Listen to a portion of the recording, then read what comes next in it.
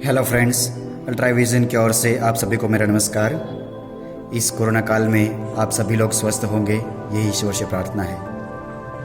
आप जानते हैं कि कोरोना की वजह से इस एकेडमिक ईयर सबसे खराब गया है। फिर भी अल्ट्राविजन एकेडमी एंड अदर कई प्राइवेट कोचिंग अपनी ओर से पूरी तरह कोशिश कर रहे हैं कि हर बच्चे को अच्छा से अच्छा ज्ञान मिले। फिर भी आपका एजुकेशनल नॉलेज एक साल के अंदर नष्ट न हो जाए या फिर कम न हो जाए, इसके लिए वो पूरी तकीदारी रख रहे हैं। इसके लिए वो अलग अलग माध्यम के द्वारा आपसे जुड़े हुए हैं, जैसे कि ऑनलाइन कोचिंग, इसके लिए एग्ज़ाम ऑनलाइन लेना। इन बंद शिक्षण परिस्थितियों के बीच में भी फाइनली बोर्ड ने भी ये डिसीजन ले लिया है कि एग्ज़ाम तो लेंगे ही। तो फिर ये बोर्ड की एग्ज़ाम भले ही मई महीने में आई हो, मगर उसके फॉर्म फिलअप करना अभी से शुरू हो जाता है। तो आइए इस वीडियो में हम देखते हैं कि जो बोर्ड की एग्ज़ाम है उसके लिए फॉर्म कैसे फिलअप करना है, कि 12th कॉमर्स का फॉर्म कैसे फिलअप करना है। तो आपके सामने जो फॉर्म रखा है वो 12th कॉमर्स बोर्ड के एग्ज़ाम के लिए फॉर्म है। ये फॉर्म आपको 3 जगह से मिल सकते हैं। यहाँ पे जो मैंने वीडियो बनाया है उसके नीचे डिस्क्रिप्शन के अंदर लिंक दी गई है, वहाँ से भी आप ये फॉर्म मिल सकता है, या फिर आपको व्हाट्सएप के ग्रुप में भी आपको ये भेजा जाएगा, या फिर आप अगर स्कूल के नज़दीक में रह रहे हो तो स्कूल के अंदर क्लर्क ऑफिस में से आके भी ये फॉर्म कलेक्ट कर सकते हो। ये जो फॉर्म है वो 2 मीडियम में रहेगा। जो स्टूडेंट 12th कॉमर्स के एग्ज़ाम गुजराती मीडियम में देने वाले हैं उसके लिए गुजराती मीडियम रहेगा, और जो भी student 12th commerce English medium में देने वाले हैं उनका मीडियम इंग्लिश रहेगा। तो ये मीडियम देख के ही आप फॉर्म डाउनलोड कीजिएगा, या फिर स्कूल के अंदर से आप कलेक्ट करने वाले हो तो ये खास देख के ही फॉर्म कलेक्ट करना है। दोनों के फॉर्म के अंदर डिटेलिंग सेम ही है, मगर पीछे वाले हिस्से में जो भी सब्जेक्ट्स लिखे हैं वो सब्जेक्ट में लैंग्वेज चेंज रहेगी, वो अब मैं आपको बाद में डिस्कस करूँगा। एक और बात ध्यान रखनी है यहाँ पे कि जो ये पूरा फॉर्म है वो सिर्फ और सिर्फ इंग्लिश में ही कैपिटल लेटर में ही फिलअप करना है, और कोई लैंग्वेज या फिर स्मॉल लेटर में फिलअप नहीं करना है। सिर्फ और सिर्फ इंग्लिश इन कैपिटल लेटर में फिलअप करना है। और जब भी आप ये फॉर्म फिलअप करने के लिए बैठो तो इसके साथ 10th की मार्कशीट, 11th की मार्कशीट एंड LC, 10th का जो स्कूल का LC है वो तीनों साथ में लेके ही ये पूरा फॉर्म फिलअप करने के लिए बैठना है, ताकि इसके अंदर कोई मिस्टेक ना हो। तो आइए शुरू करते हैं कि ये फॉर्म कैसे फिलअप करना है। सबसे पहले यहाँ पूछा है रोल नंबर। अगर आपको मालूम हो कि आपका 12th में रोल नंबर क्या है तो यहाँ पे लिखना है, अगर ना मालूम हो तो ब्लैंक छोड़ देना है, और आप कौन से क्लास में थे वो भी यहाँ पे लिखना है। बाद में है surname, name and father's name. तो जो 10th की मार्कशीट या फिर LC के अंदर जो नाम लिखा है वही नाम यहाँ पे लिखना है। एक बात खास करके ध्यान रखना है यहाँ पे कि कोई भी स्पेलिंग मिस्टेक भी यहाँ पे नहीं करनी है। आपका नया नाम या फिर स्पेलिंग में कोई चेंज हो वो भी यहाँ पे मेंशन नहीं करना है। जो 10th की मार्कशीट में लिखा हो वही surname, name and father's full name यहाँ पे लिखना है। बाद में मदर्स नेम, तो यहाँ पे मदर का पूरा नेम लिखना है। डेट ऑफ बर्थ, जैसे कि 23 मार्च 2003 जो आपकी बर्थ डेट हो वो। बाद में है मीडियम गुजराती, वो एक बार वेरीफाई कर लेना है। बाद में है फादर या मदर का प्रोफेशन। तो यहाँ पे जो ऑप्शन दिए गए हैं उनमें से आपके फादर या मदर कोई भी एक का ही ऑक्यूपेशन यहाँ पे लिखना है, कि स्टेट गवर्नमेंट एम्प्लॉय है, सेंट्रल गवर्नमेंट एम्प्लॉय है, या फिर बिजनेस कर रहे हैं, या फिर फार्मर है, डॉक्टर है, कोई भी हो। अगर इनमें से कोई भी ना हो तो लाइक प्राइवेट जॉब कर रहे हो तो अदर में टिक करके यहाँ पे प्राइवेट जॉब ऐसा लिखना है। तो इसके लिए यहाँ पे जो स्पेस दी गई है उसी में ये सब फिलअप करना है, राइट मार्क करके। बाद में डोमिसाइल, जो भी स्टूडेंट का 10th का जो LC एंड मार्कशीट है वो अगर गुजरात का हो, यानी कि वो गुजरात में रह रहा हो तो यहाँ पे गुजरात में टिक मार्क करना है, और अगर अदर स्टेट का हो तो यहाँ पे टिक करके उनके स्टेट का नाम लिखना है। बाद में रिलीजन, तो आपके LC में लिखा होगा जो भी आपका रिलीजन है वहाँ पे लिखना है। कास्ट कैटेगरी, तो कास्ट कैटेगरी के अंदर 4 कास्ट कैटेगरी है, general, OBC, SC and ST। जो भी कास्ट कैटेगरी है वो यहाँ पे सिर्फ नीचे करेक्ट करना है, बाकी तीनों पे एक लाइन कैंसिल करनी है, और जो भी सही हो वहाँ पे नीचे करेक्ट कर देना है। विडो चाइल्ड, तो जिन स्टूडेंट के फादर ना हो उनको विडो चाइल्ड बोलते हैं। अगर आप विडो चाइल्ड है तो येस पे टिक करना है, अगर नहीं है तो नो पे करेक्ट करना है। आपका फादर के पास बीपीएल कार्ड हो तो यस करके यहाँ पे बीपीएल कार्ड नंबर लिखना है, अगर ना हो तो सिर्फ नो पे ही टिक करना है। बाद में है स्कूल इंडेक्स नंबर, वैसा ही है joining date and GR number. ये दोनों चीज़ आपको मालूम नहीं होगा तो इसको ब्लैंक छोड़ देना है। बाद में डिसेबल्ड, अगर आपके पास डिसेबिलिटी का सर्टिफिकेट हो तो ही यहाँ पे यस करना है, अगर ना हो, फिजिकली हैंडीकैप्टेड ना हो तो यहाँ पे नो के नीचे करेक्ट करना है। बाद में आपके फादर की एनुअल इनकम इनमें से जो कोई भी हो तो वो क्राइटेरिया के हिसाब से यहाँ पे जो बॉक्स दिए गए उसमें से कोई एक बॉक्स में करेक्ट करना है।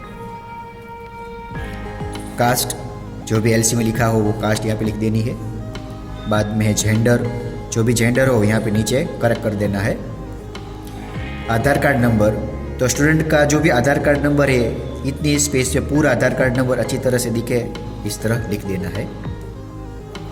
बाद में माइनॉरिटी एंड माइनॉरिटी टाइप, अगर कोई कैंडिडेट माइनॉरिटी में आता है तो यस में करेक्ट करके यहाँ पे उसका टाइप लिखना है। जैसे कि कोई कैंडिडेट जैन है तो यहाँ पे यस टिक करके यहाँ पे माइनॉरिटी टाइप में जैन ऐसा लिखना है, या फिर कोई कैंडिडेट मुस्लिम है तो यस करके यहाँ पे मुस्लिम ऐसा लिखना है। अगर कोई कैंडिडेट माइनॉरिटी में नहीं आता है तो यहाँ पे सिर्फ नो कर देना है। बाद में स्टूडेंट्स कॉन्टैक्ट इन्फॉर्मेशन, तो स्टूडेंट का जो परमानेंट एड्रेस है वो यहाँ पे पूरा लिख देना है, और जो भी डिस्ट्रिक्ट में वो प्रेजेंट एड्रेस है वहाँ का डिस्ट्रिक्ट तालुका लिख देना है। अगर कोई स्टूडेंट गांव में से बिलोंग करता हो तो यहाँ पे गांव का नाम लिख देना है, नहीं सिटी में हो तो आगे डिस्ट्रिक्ट यहाँ पे डैश कर देना है। आपके एड्रेस का पिन कोड लिख देना है। बाद में मोबाइल नंबर, तो पॉसिबल हो तब तक आपके पेरेंट का ही मोबाइल नंबर यहाँ पे लिखना है, ताकि अगर कोई पूछना हो कुछ तो इन नंबर पे हम कांटेक्ट करके आपके फादर से पूछताछ कर सके। तो पेरेंट का ही मोबाइल नंबर लिख देना है। ये दोनों फॉर्म, ये गुजराती मीडियम का पूरा फॉर्म है और ये पूरा फॉर्म इंग्लिश मीडियम के लिए है। तो ये दोनों फॉर्म का पूरा फॉर्मेट सेम ही है, तो इस तरह ही आपको इंग्लिश मीडियम वाले स्टूडेंट को भी फिलअप करना है। बाद में है